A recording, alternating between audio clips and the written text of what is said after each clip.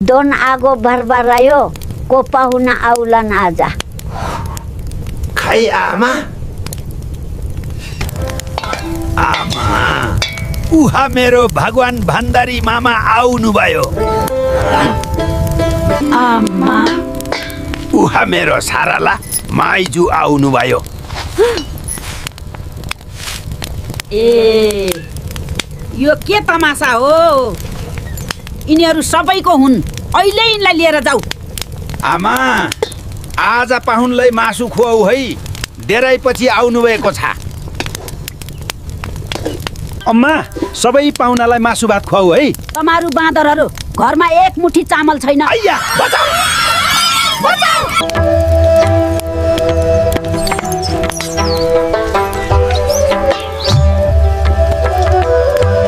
ल सबैजना सुत।